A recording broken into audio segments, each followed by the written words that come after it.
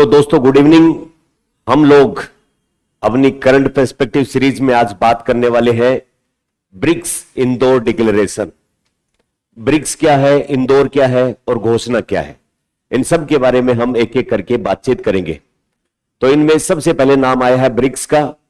तो ब्रिक्स क्या है? एक संगठन है किनका? देशों का।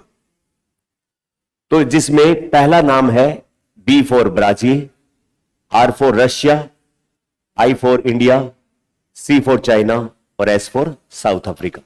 ब्रिक्स नाम बन गया। एक ब्रिटिश इकोनॉमिस्ट है जिन्होंने सन 2001 में यह ब्रिक नाम लिया। इन चार देशों की तेजी से बढ़ती हुई अर्थव्यवस्था को देखते हुए ब्राजील, रशिया, इंडिया, चाइना की इकोनॉमी को तुलनात्मक रूप से तेज ग्रो करते हुए देखते हुए इन्होंने यह नाम दिया ब्रिक, इन देशों के पहले अक्षर को मिला के। उन इकोनॉमिस्ट का क्या नाम है? जिम ओ नील।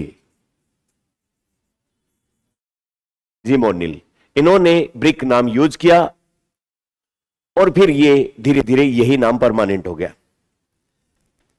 इन्होंने 2001 में इस नाम को यूज कर लिया। फिर उसके बाद अगली घटना है सन 2006 की। सन 2006 में G8 कंट्रीज की मीटिंग हो रही थी और इस मीटिंग के आउटरीच प्रोग्राम में, या आउटरीच प्रोग्राम क्या होता है? मान लो कि G8 एक ग्रुप है जो आजकल क्या कहलाता है? G7। एक 8 देशों का समूह था जिसमें से एक देश बाहर कर दिया गया और उसका नाम है रशिया। 2014 में इसको बाहर कर दिया गया। अब ये क्या कहलाता है? G7। क्या आप मुझे बता सकते हो इन G7 देशों के नाम? उधर से शुरू करो, नॉर्थ इंडिया से। कनाडा सबसे ऊपर, फिर यूएसए। अब आ जाओ यूरोप में। यूरोप में जर्मनी, इटली, फ्रांस और यूके। कितने हो गए? 4 और 2 6। एक जापान बचा अपना एशिया में 7। पहले और कौन था? रशिया। 8 थे पहले, अब 7 बचे। G7 दुनिया के सबसे मोस्ट एडवांस, रिसेंट और वो सबसे मजबूत ग्रुप वाला। तो इन G8 ग्रुप की, उस टाइम तक रशिया इसका हिस्सा था, इसलिए उस टाइम के लिए क्या शब्द यूज किया जाएगा? G8। इनका जो G8 ग्रुप की मीटिंग हो रही थी उसमें इन 8 देशों ने अपने अपने मिलने जुलने वाले या दूसरे देशों को भी इस सम्मेलन में आयोजित किया, इस समिट में आयोजित किया। वो देश जो उस ग्रुप के अंदर हिस्सा नहीं है लेकिन उनको इनविटेशन मिला उसको ज्वाइन करने के लिए सम्मेलन में, उनको भी निमंत्रण मिला है लेकिन उस ग्रुप के वो सदस्य नहीं होते, तो वो सम्मेलन क्या कहलाता है? इन देशों का आउटरीच।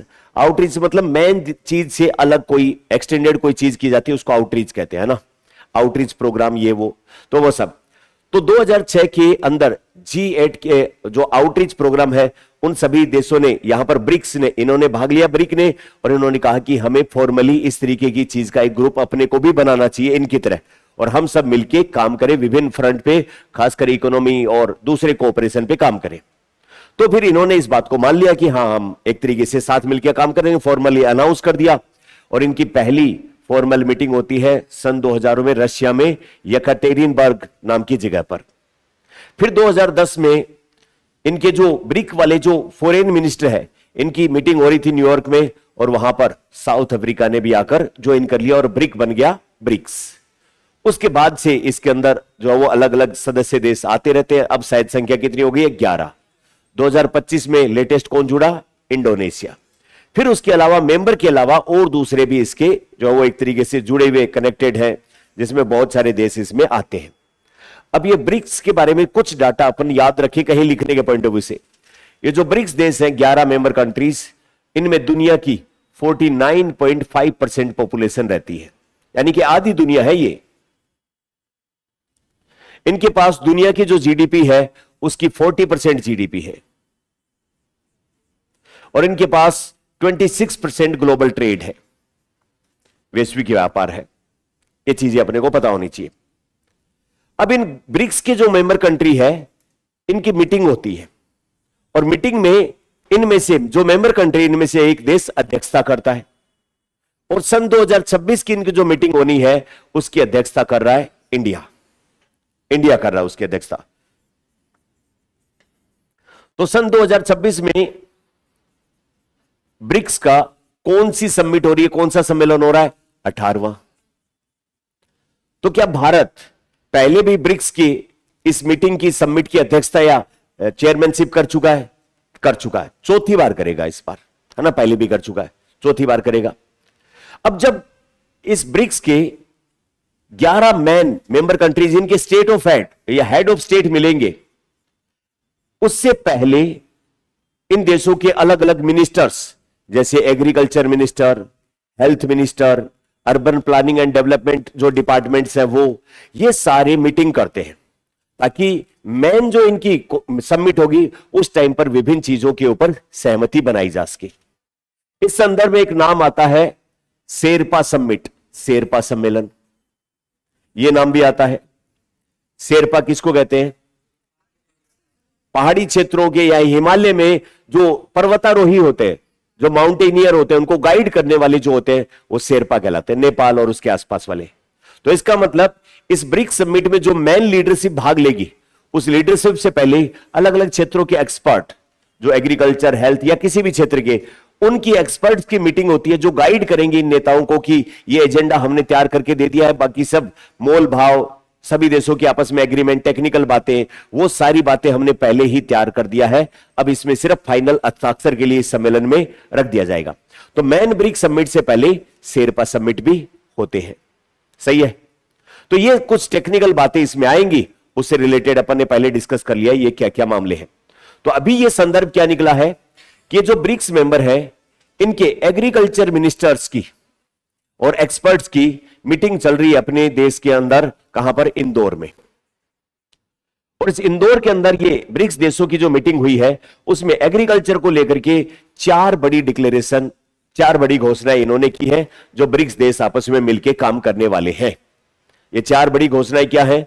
जो किसान लोग हैं इन देशों के, उन किसानों को एक तरीके से आजीविका या उनकी लाइवलीहुड जो है उसको एंश्योर किया जाए, खास करके छोटे और मार्जिनल फार्मर्स हैं। साथ में किसान खेती करें तो एक तरीके से हंगर और माल न्यूट्रिशन, इन दोनों समस्याओं का समाधान हो। तो कुल मिला के पहले पॉइंट में किसानों की लाइवलीहुड या आजीविका को सुनिश्चित करना, इन देशों के अंदर जो भुखमरी है स्थिति उसको खत्म करना, और बैलेंस डाइट के लिए न्यूट्रिशनल कंडीशन को बेहतर बनाना, पहली बात। दूसरा, इन देशों के बीच में एग्रीकल्चर प्रोडक्ट जो है उनका ट्रेड बेहतर तरीके से हो, उसके बारे में बात करना। तीसरा, इन्होंने कहा कि क्लाइमेट चेंज हो रहा है और क्लाइमेट चेंज के अनुसार बदलती हुई जो परिस्थितियां हैं उसके अनुसार हम एग्रीकल्चर के अंदर वो चेंजेस लाएं जो क्लाइमेट चेंज के प्रभाव को न्यूट्रलाइज करें। साथ में हम रीजनरेटिव एग्रीकल्चर प्रैक्टिसेस पर ध्यान दें। पुनर्योजी, यह शब्द आएगा, पुनर्योजी चिकित्सा पद्धतियों, पुनर्योजी कृषि पद्धतियों पर ध्यान दें। तो ये कौन सी टेक्निक होती है? रीजनरेटिव, जिसमें एग्रीकल्चर प्रोडक्शन बढ़े लेकिन सोइल क्वालिटी, सोइल हेल्थ या फिर दूसरी जो बायोडायवर्सिटी है वो सब भी साथ साथ बढ़े, हेल्दी रहे।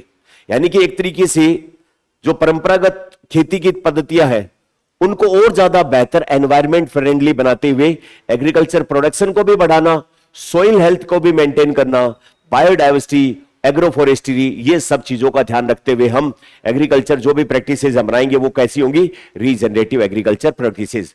तो यानी कि क्लाइमेट चेंज को न्यूट्रलाइज करते हुए और रीजनरेटिव एग्रीकल्चर प्रैक्टिसेस को अपनाते हुए हम काम करें।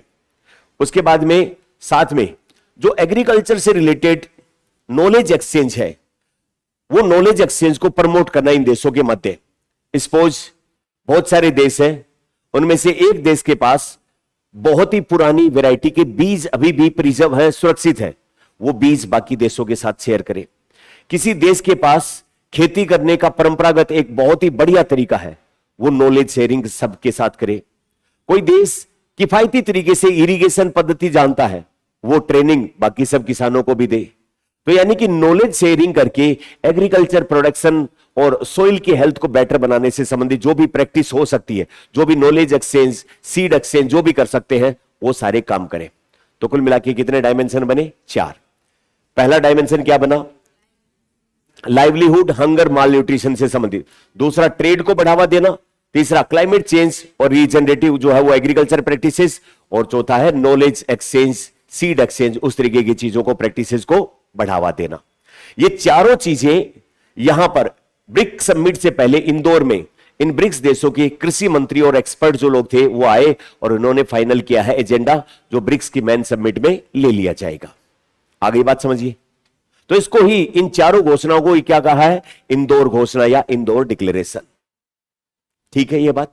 60 अलग अलग देशों के, इन ब्रिक्स देशों के 60 एक्सपर्ट आए और भारत वालों के समेत मिला जाए तो 100 एक्सपर्ट ने इसमें भाग लिया, ब्रेनस्टॉर्मिंग की, और यहां पर ये सारी बातें निकल के आई।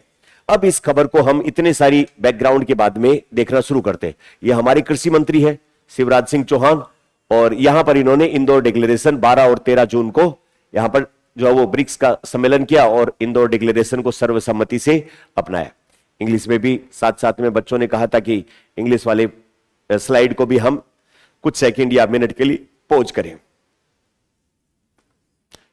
अब इसमें इंदौर डिक्लेरेशन में क्या क्या खास बात है?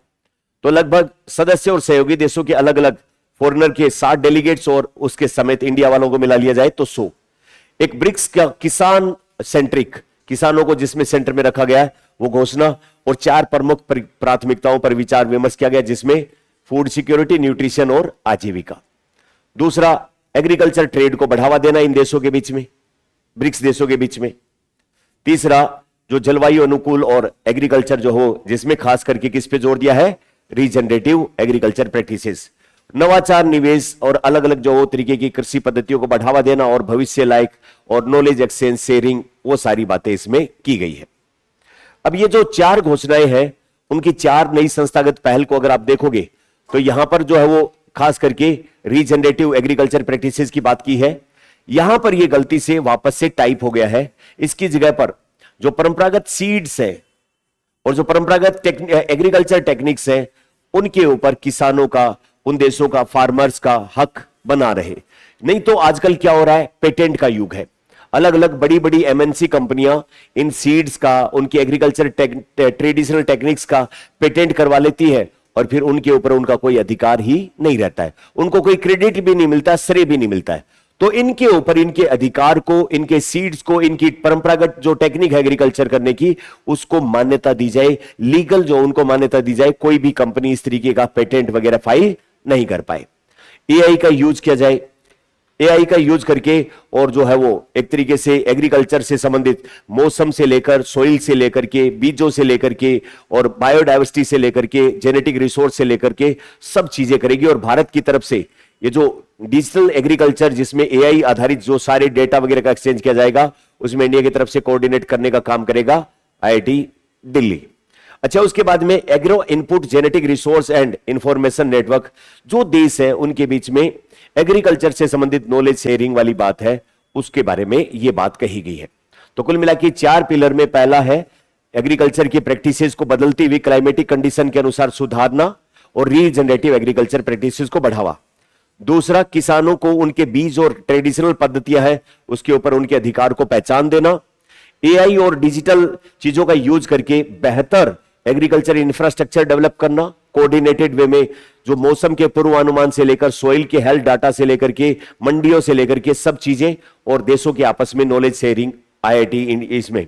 और उसके बाद में जो एग्रीकल्चर इनपुट यानी कि फर्टिलाइजर वगैरह और वो सारी चीजें सूचना साझा ये देश करेंगे, ताकि नया जीएमओ बनाए उसका क्या फायदा, या जीएमओ पर्यावरण के लिए हानिकारक है, बायोडाइवर्सिटी के लिए हानिकारक है, नहीं है, वो सारी बातें ये करेंगे। और उसके लिए एग्री एन जो है वो फ्रेमवर्क इन्होंने तैयार किया है। ठीक है, इतनी बातें इसके 4 डिक्लेरेशन के बारे में बात की। अब अन्य महत्वपूर्ण निर्णय की अगर आप बात की जाए तो उसमें ब्रिक्स का एग्रीकल्चर रिसर्च प्लेटफॉर्म बनेगा और उसमें नॉलेज टू एक्शन हब के रूप में विकसित किया जाएगा। अभी तक तकलीफ क्या है? साइंटिस्ट लैब के अंदर तो रिसर्च करते हैं कि ये वाला प्लांट लगा दो, ये कर दो, वो कर दो, लेकिन इन रियल ग्राउंड पर किसानों को उस तरीके से वो रिजल्ट नहीं मिल पाते। तो यहां पर रिसर्च वर्क जो होगा, नॉलेज जो क्रिएट होगा, वो सीधो किसानों की समस्याओं के समाधान में काम करेगा। और ये ब्रिक्स का ग्रेन एक्सचेंज काम दूसरी पहल है। यानी कि जो मैंने कहा था कि पुराने वैरायटी के बीज या हाई क्वालिटी के जो सीड है वो सदस्य देशों के बीच में आपस में एक्सचेंज करेंगे और एक दूसरे को मजबूत करेंगे। इंदौर के मेघदूत गार्डन है जहां पर यह मीटिंग हुई थी, वहां पर ब्रिक्स वाटिका नाम दिया गया उसका, इस मेघदूत गार्डन के अंदर एक एरिया का, और वहां पर क्या किया गया, वृक्षारोपण किया गया। ये इसकी प्रमुख पहल है। अब 2026 में चूंकि इंडिया ब्रिक्स की वो लीडरशिप करेगा, तो दूसरी 2026 में ब्रिक्स की इंडिया में कौन सी बैठक हो चुकी है जो फाइनल एजेंडा में शामिल किए जाएंगे। तो ब्रिक्स की शेरपा की पहली और दूसरी मीटिंग फरवरी और मई में नई दिल्ली में आयोजित हो चुकी है। अब शेरपा मीटिंग का मतलब जो एक्सपर्ट अधिकारी कर्मचारी लोग हैं, वो मेन मीटिंग से पहले जो जो मुद्दे उस समिट में रखने हैं उनके ऊपर सहमति बनाना, डिप्लोमेसिकली जो भी करना है, उनकी मीटिंग हो चुकी है ताकि ज्यादातर मुद्दों पर बात बन जाए। अब उसमें जो वो स्वास्थ्य से संबंधित एक ब्रिक्स की एक मीटिंग हुई, और उस मीटिंग में इंडिया की तरफ से दो चीजें शामिल कराई गई कि एक तो साहब ये जो लाइफस्टाइल डिजीज जो है ये बहुत बढ़ रही है, मोटापा, हार्ट अटैक के केस, डायबिटीज के केस, हाइपरटेंशन। तो हम ब्रिक्स देशों के बीच में जो परंपरागत पद्धति है, जैसे भारत की है योग है, या फिर ध्यान की पद्धति है, या आयुष वाला जो पार्ट है, अगर आपके देश में कहीं ऐसी कोई तकलीफ हो तो हमारे यहां भेज देना, हम मेडिकल टूरिज्म के नाम पर उनको ठीक करेंगे। इसी प्रकार चाइना की कोई पद्धति है, रशिया की कोई पद्धति है जो एक तरीके से लाइफस्टाइल डिजीज को कम करती है, तो उसको लेकर एक दूसरे की अच्छी प्रैक्टिसेस को प्रमोट करना और उन सबसे संबंधित काम करना। दूसरा है कि जो नॉन कम्युनिकेबल डिजीज है उनको कंट्रोल करना। नॉन कम्युनिकेबल डिजीज में आपके मेंटल डिसऑर्डर भी आते हैं। अब मेंटल डिसऑर्डर को लेके इंडिया के अंदर एक तरीके से शर्म का भाव है, यानी कि अपन पहली बात तो मेंटल डिसऑर्डर को रिकॉग्नाइज ही नहीं करते। कोई एक ही बैकी बात करते हैं गांव में तो ले जाते हैं बाबूजी के पास में, सीधा झाड़ा दिलवा के लाओ, इसको तकलीफ हो गई है, भूतनी बढ़ गई है इसमें, ऐसी बातें करना लग जाते हैं। और जबकि उसका जो है वो एक तरीके से डिप्रेशन, और ये आजकल तो फिर भी इसके बारे में बात होने लगी। पहले तो इस बारे में हम किसी को पागल मानते ही नहीं थे जब तक वो कपड़े नहीं फाड़ने लग जाए, पत्थर नहीं फेंकने लग जाए। उससे पहले कोई मानसिक दबाव हम रिकॉग्नाइज ही नहीं करते थे। तो क्यों? क्योंकि एक तरीके से यू कहे कि वो पगला गया है, पागल हो गया है वो, तो उसको एक तरीके से सामाजिक शर्म का विषय माना जाता था। तो उसको शर्म का विषय नहीं, सार्वजनिक खास करके जो है वो उस सब को कनेक्ट करते हुए हम ये काम करें। तो इंडिया की तरफ से जो ब्रिक्स का जो स्वास्थ्य समूह जो एजेंडा रखा जाएगा उसमें क्या है, एक तो हेल्दी लाइफस्टाइल के लिए BRICS mission for healthy lifestyle, जिससे लाइफस्टाइल डिजीज जो है वो कम हो पाए, और दूसरा नॉन कम्युनिकेबल डिजीज जो है उनको कंट्रोल करने से सब बात हो पाए। फिर उसके बाद में विदेश मंत्रियों की मीटिंग 14 से 15 मई को यहां पर आयोजित हुई। अब शहरी क्षेत्रों का इंफ्रास्ट्रक्चर बेहतर हो, शहर जो है वो बड़ी पॉपुलेशन की जरूरतों को पूरा करें, शहर स्मार्ट हो, शहर क्लाइमेट चेंज को माध्यम न बनकर क्लाइमेट चेंज को कंट्रोल करें, लोगों को बढ़िया लाइफस्टाइल दे पाए, उसको लेकर भी यहां पर हो पाए। अब ये सारी बातें इस बार जो अर्बनाइजेशन फोरम की मीटिंग हुई ब्रिक्स वालों की, उसका cities for people, BRICS cooperation for inclusive and resilient urban future, इसको लेकर के हुई। भारत द्वारा चौथी बार जो है वो इसकी मेजबानी की गई है।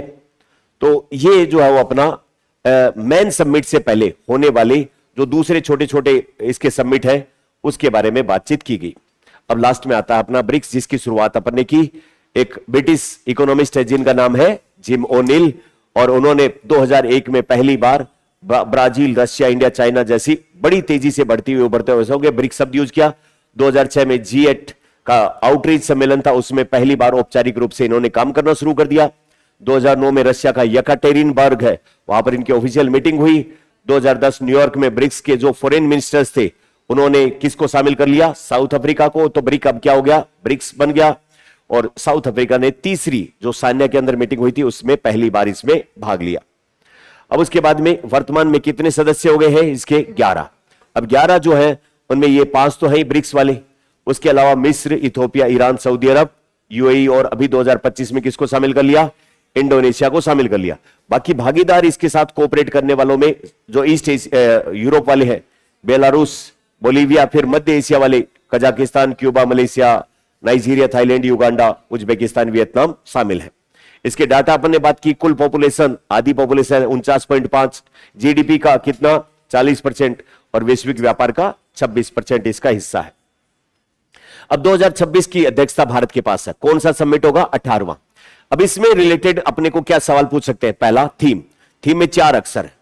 पहला अक्षर है रिजिलियंस। रिजिलियंस का मतलब क्या होता है, बाउंस बैक करने की क्षमता, किसी चीज के खराब हो जाने पर उसको दोबारा से ठीक करने की क्षमता, रिजिलियंस पावर कहलाते हैं। Resilience power of forest, resilience power of nature, resilience power of person health, मान लो कोई इधर उधर हो तो उसको वापस से ठीक करे, बाउंस बैक करने की क्षमता।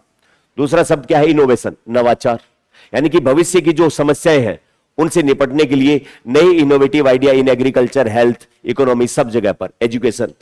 फिर है कोऑपरेशन, सहयोग आपस में, और फिर है सस्टेनेबिलिटी। अब चार कौन से वर्ड्स है एक बार वापस से बताओ? रेजिलियंस, इनोवेशन, जो वो कोऑपरेशन, और साथ में सस्टेनेबिलिटी। जो कोऑपरेट होगा उसको लगातार सस्टेन करेंगे। अब यही थीम है, building for resilience, innovation, cooperation and sustainability. ये चार चीजें हैं, उनके ऊपर ये चार प्रमुख स्तंभ होंगे, उनके ऊपर काम होगा। भारत कौन सी बार कर रहा है मीटिंग? चौथी बार। पहले तीन कौन सी 12, 16 और 21 में कर चुका है। ब्रिक्स की अध्यक्षता इस बार अपने को नई दिल्ली में करेंगे हम। तो ये इससे रिलेटेड महत्वपूर्ण बातें अपन ने की। अब बताओ इस सवाल का जवाब क्या होगा?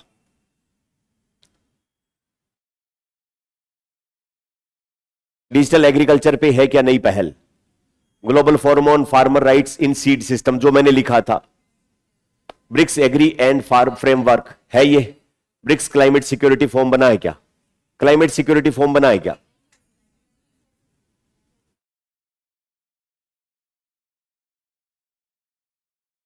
यहां पर तो सीड्स वाला आ गया, ये BRICS network centre for excellence in agro ecology वाला आ गया, रीजनरेटिव एग्रीकल्चर, डिजिटल एग्रीकल्चर आ गया, एग्री एंड फ्रेमवर्क आ गया। तो क्लाइमेट वाला जिक्र कहां है? क्लाइमेट वाला जिक्र नहीं है। तो राइट आंसर इसका कौन सा होगा? है तो ऑनलाइन वाले बच्चे भी इसका आंसर लिखें। और आज की क्लास में हम इतना ही करेंगे। मिलते हैं नए टॉपिक के साथ में। Thank you very much.